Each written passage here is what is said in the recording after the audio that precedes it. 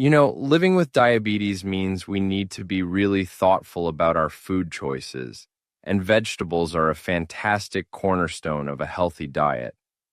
But here's something to keep in mind. Even these incredibly nutritious foods can become a bit tricky if they're not prepared in the best way. That's why understanding common cooking mistakes is so important. It can genuinely help us maintain better blood sugar control while still enjoying delicious, wholesome vegetable dishes that truly support our health journey. Top 7 mistakes diabetics make when cooking vegetables. Number 1, boiling vegetables until nutrients are lost. So, let's talk about the first common mistake, boiling vegetables until their nutrients are lost. This is actually one of the most frequent errors people make when preparing vegetables. Boiling might seem like a really straightforward cooking method, but it can significantly reduce the nutritional value of your veggies. You see, many essential vitamins, especially water-soluble ones like vitamin C and B vitamins, tend to leach out into the cooking water when they're boiled for too long. Then, when this nutrient-rich water is poured down the drain, so are those vital vitamins that our bodies need for optimal function, things like energy metabolism and immune support, which are incredibly important for anyone managing diabetes. Now, it's not just the vitamins. The process of excessive boiling also has a negative impact on the fiber content of vegetables.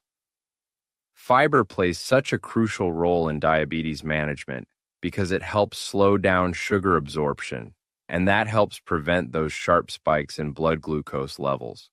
When vegetables are overboiled, their fibrous structures can break down, which makes them less effective at promoting that feeling of fullness and aiding good digestion. This change can unfortunately make them less beneficial for blood sugar control compared to vegetables that are cooked a bit less. What this means is that this loss of nutrients and fiber directly affects blood sugar management. Vegetables that have been stripped of their vitamins and fiber just don't offer as many health benefits, and they may not provide the same blood sugar stabilizing effects. For those of us with diabetes, getting the most nutrients from every food choice is absolutely essential, and that's why preserving the integrity of our vegetables is so key. But there's good news. Fortunately, there are much better alternatives to prolonged boiling. Steaming, for example, is an excellent method because it helps retain more nutrients since the vegetables aren't actually submerged in water. Another great technique is quick blanching. This involves briefly putting vegetables in boiling water and then immediately transferring them to an ice bath to stop the cooking process. This method also preserves more vitamins and keeps them nice and crisp. These approaches ensure you get the most nutritional bang for your buck from your vegetables. It's also good to remember that different vegetables have different sensitivities to cooking times. For instance, delicate leafy greens like spinach need very little cooking, while root vegetables such as carrots might require a bit more time. Understanding these nuances and adjusting cooking times accordingly can really help preserve their unique nutritional profiles, making sure your meals are both healthy and delicious. Number 2, frying and breading vegetables. Moving on to our second mistake, frying and breading vegetables. Now, many of us really enjoy that crispy texture of fried foods, right?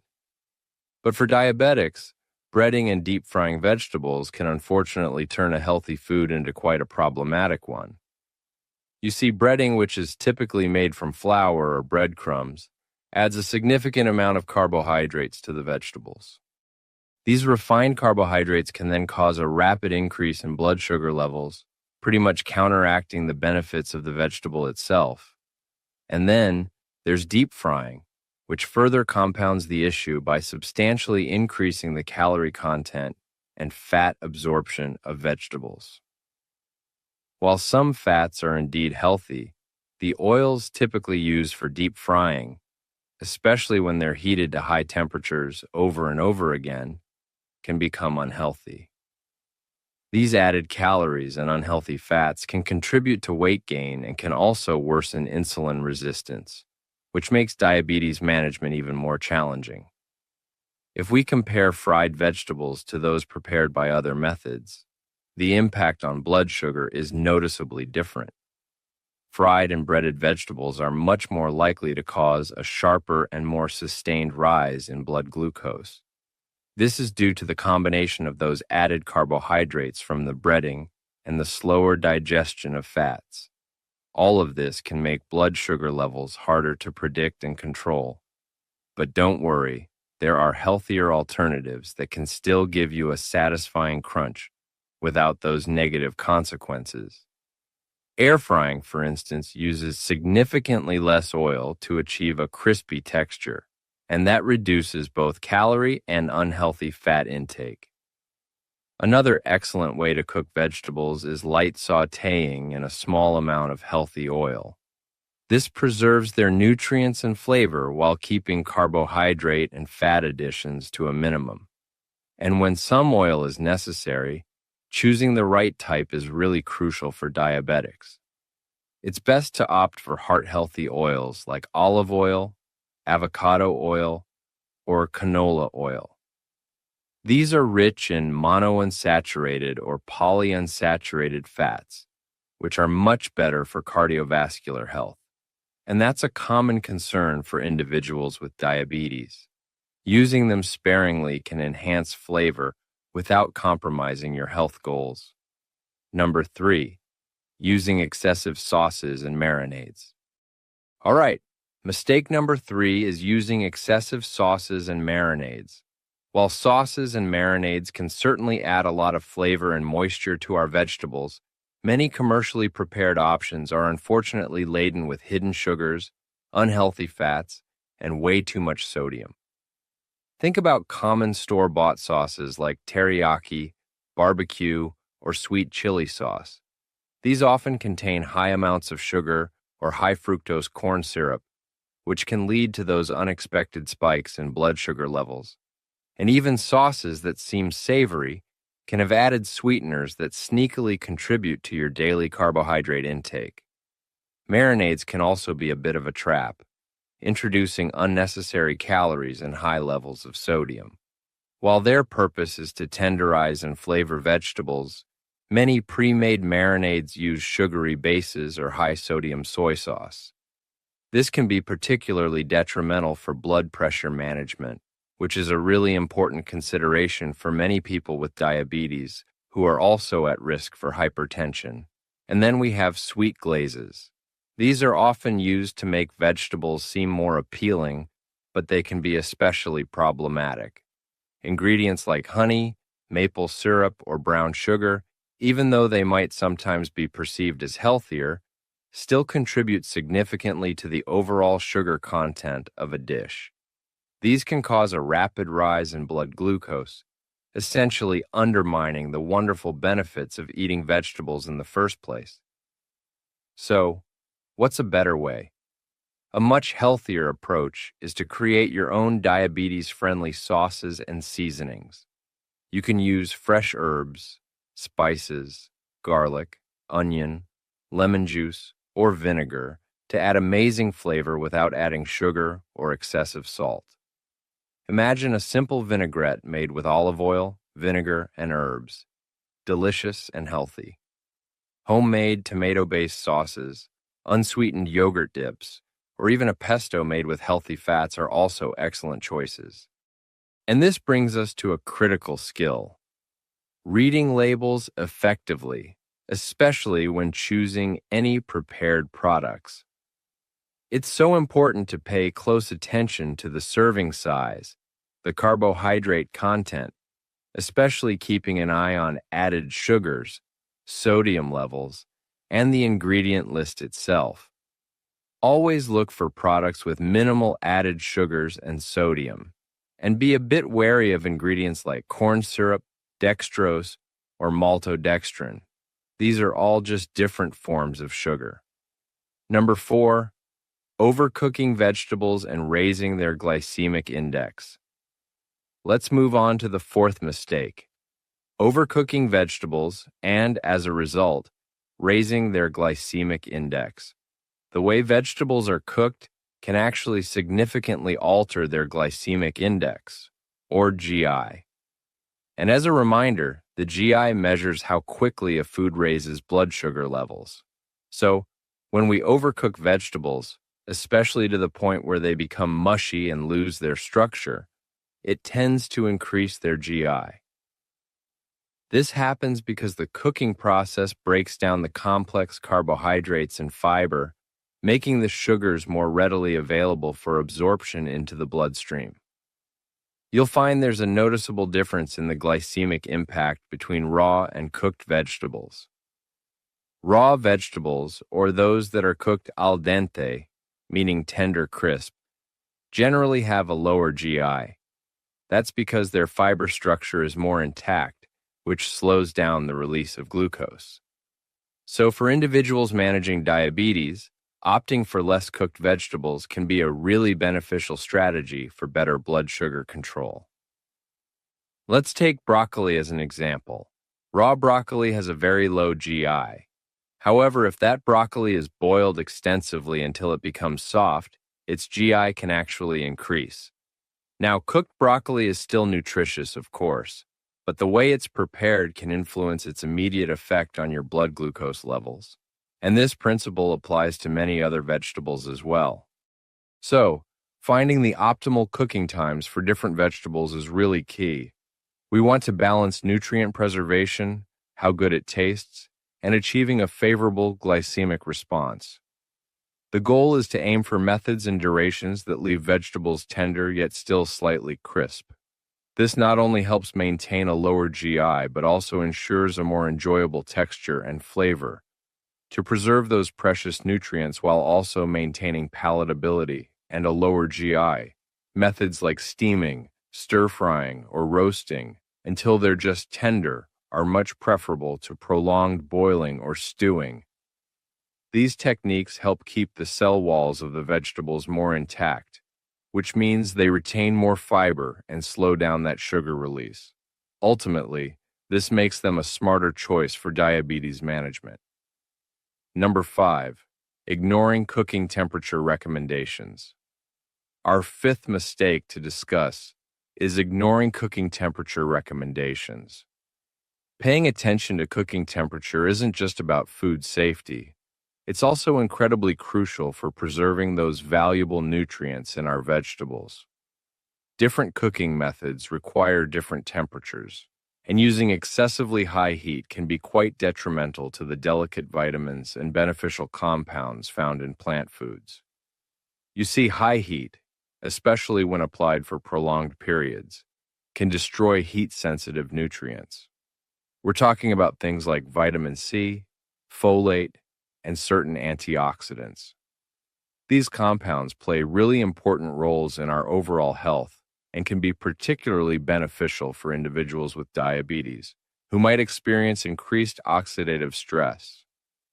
So cooking at appropriate, moderate temperatures helps to protect these vital components. The cooking temperature can also influence the availability and structure of carbohydrates in vegetables. While moderate cooking can sometimes make certain nutrients more bioavailable, excessively high temperatures, especially in methods like charring or very aggressive grilling, can actually create compounds that are not ideal for our health. These high temperatures can also alter how the carbohydrates are processed by the body, potentially leading to quicker sugar absorption.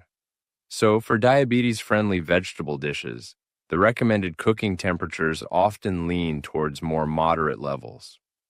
For instance, when you're roasting vegetables, temperatures around 375 to 400 degrees Fahrenheit, that's about 190 to 200 degrees Celsius, are generally suitable for achieving tenderness without causing excessive nutrient degradation.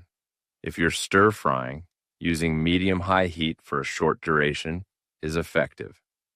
And steaming, that naturally occurs at 212 degrees Fahrenheit or 100 degrees Celsius, which is quite gentle on nutrients.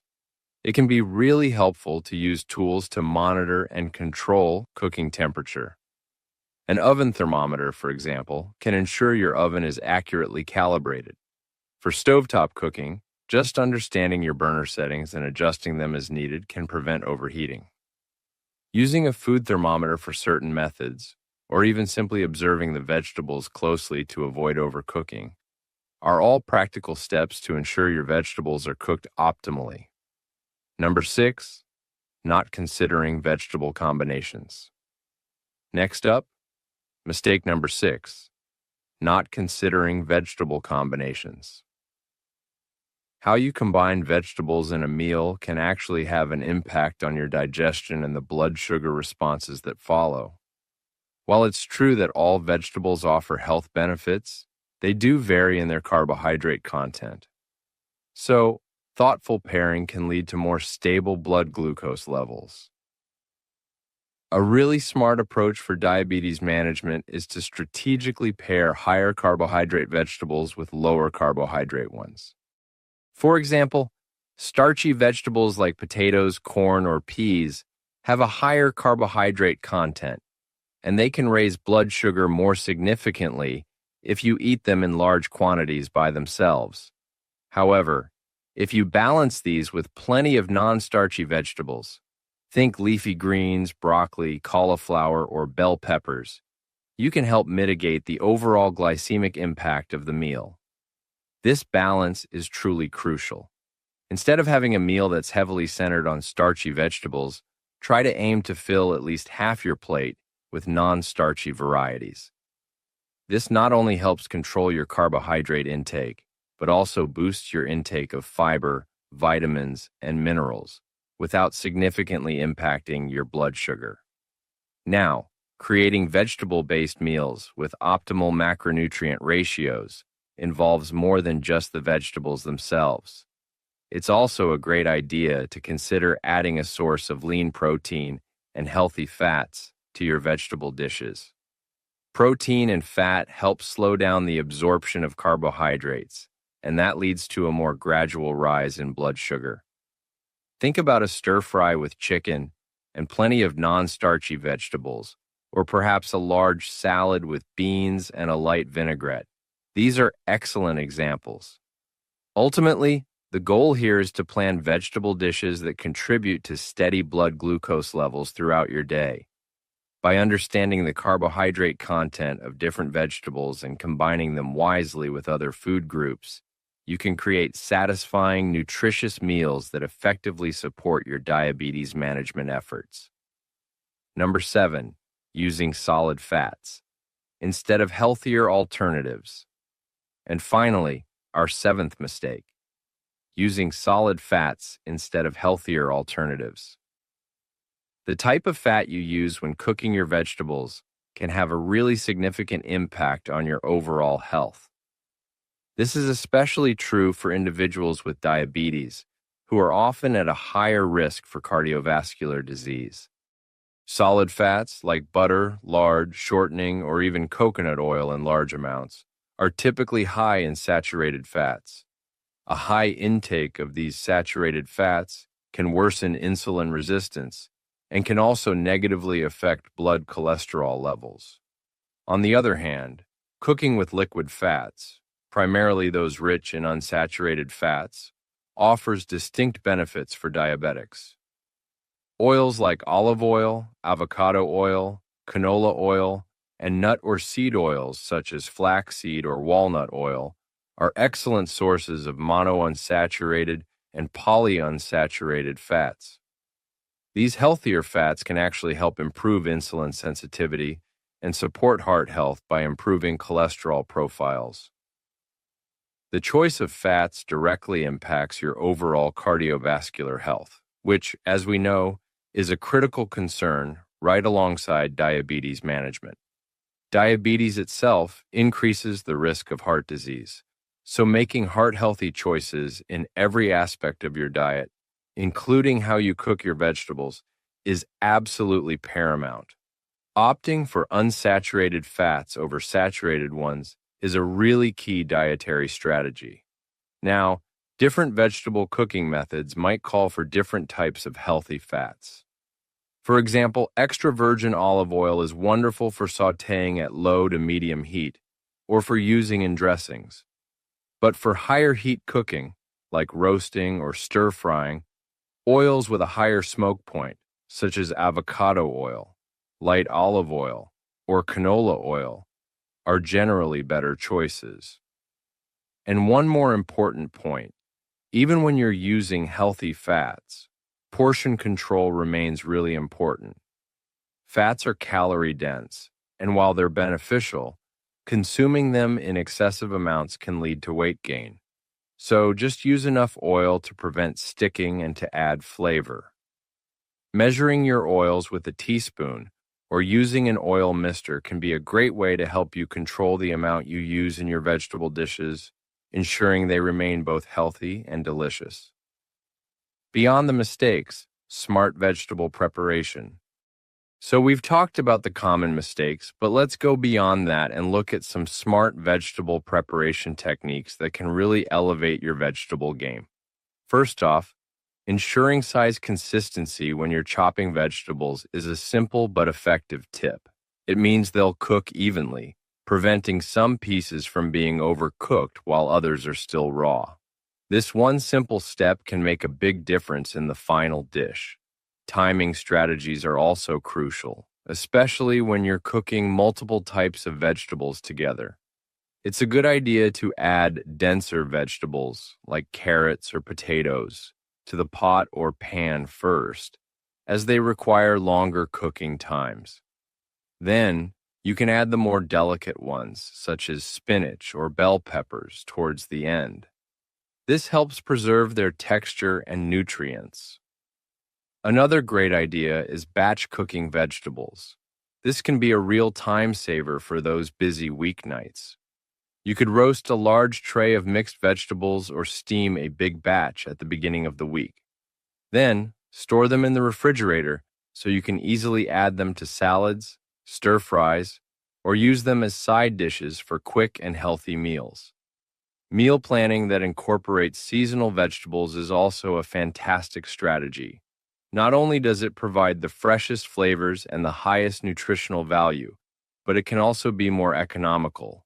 Try planning your meals around what's in season to enjoy a wider variety of vegetables throughout the year. And finally, let's not forget proper storage. This is key to preserving the nutrients in your vegetables before they even make it to the cooking pot. Make sure to store them according to their type. Some will do best in the refrigerator, while others prefer a cool, dark place. This helps maintain their freshness and nutritional integrity for longer. To wrap things up, avoiding these common mistakes when cooking vegetables can truly make a significant difference in improving blood sugar management for diabetics. By choosing appropriate cooking methods, carefully monitoring temperatures, and being mindful of any additives, you really can transform vegetables into delicious, nutritious meals. These meals will not only taste great, but will also effectively support your diabetes management goals and your overall well-being. Now, we'd love to hear from you. Have you discovered other vegetable cooking techniques that you find work really well for managing diabetes? Please do share your favorite diabetes-friendly vegetable recipes in the comments below.